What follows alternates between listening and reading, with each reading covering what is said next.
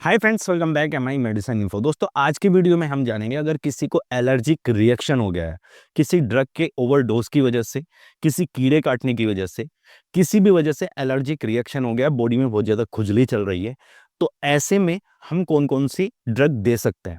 Mostly लोग क्या करते हैं, जब भी कोई ड्रग ओवरडोज होने की वजह से या किसी कीड़े काटने की वजह से शरीर में बहुत ज्यादा खुजली वगैरह चलती है, तो ऐसे में एबिल और डेक्सा देते हैं।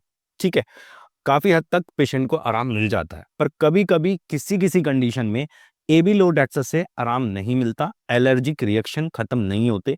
तो ऐसे में हमारे पास ड्रग ऑफ चॉइस कौन कौन सी है, एबिलोडेक्सा के बाद हम कौन कौन सी ड्रग का इस्तेमाल कर सकते हैं, स्टेप बाय स्टेप समझेंगे। ठीक है, तो वीडियो को पूरा देखना है। संपूर्ण जानकारी के लिए चैनल पर नए, चैनल को सब्सक्राइब कर लीजिए। चलिए शुरू करते हैं। तो यहाँ पर हम बात करेंगे सबसे पहले एविल की। देखिए, एविल एक एंटी हिस्टामिक ड्रग है। जब भी किसी पेशेंट को एलर्जिक रिएक्शन हो गया है, ड्रग ज्यादा ले लिया, ओवरडोज हो गई है, कोई कीड़े ने काट लिया है, कोई भी एलर्जिक रिएक्शन हो गया है, तो एविल दे दिया जाता है। पेशेंट को एविल लगा दिया जाता है, काफी हद तक आराम लग जाता है। डेक्सा के साथ मिक्स करके भी लगाया जाता है और अलग अलग भी लगाया जा सकता है। काफी हद तक पेशेंट को आराम लग जाता है। अब मान लीजिए कि भाई एविल या डेक्सा, एविल लगाने के बाद कोई एलर्जिक रिएक्शन में फायदा नहीं मिल रहा है, बराबर से खुजली चल रही है, पेशेंट को कोई फायदा नहीं हो रहा, तो हमारे पास ड्रग ऑफ चॉइस क्या है, इसके बाद हम कौन से ड्रग का इस्तेमाल कर सकते हैं। तो यहाँ पे सबसे पहले नंबर 1 पे आती है फेक्सोफेनाडाइन। आप फेक्सोफेनाडाइन का इस्तेमाल कर सकते हैं। 60, 90, 120, 180 मिलीग्राम की स्ट्रेंथ में टैबलेट आती है।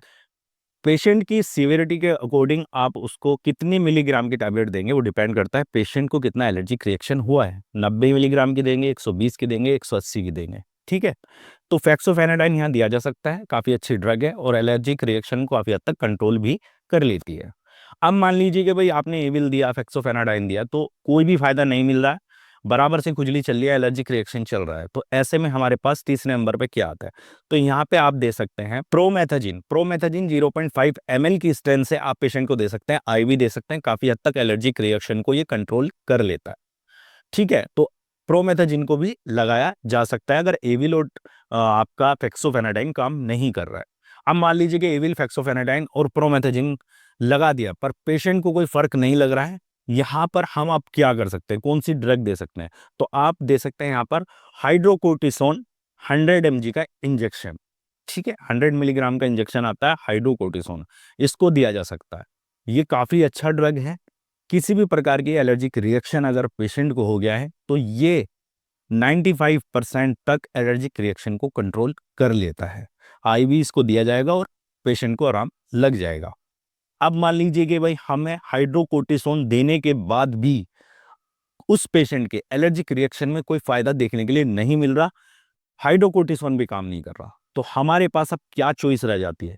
यहां पर लास्ट में सिर्फ एक इंजेक्शन बचता है, जिसका नाम है एड्रेनालिन।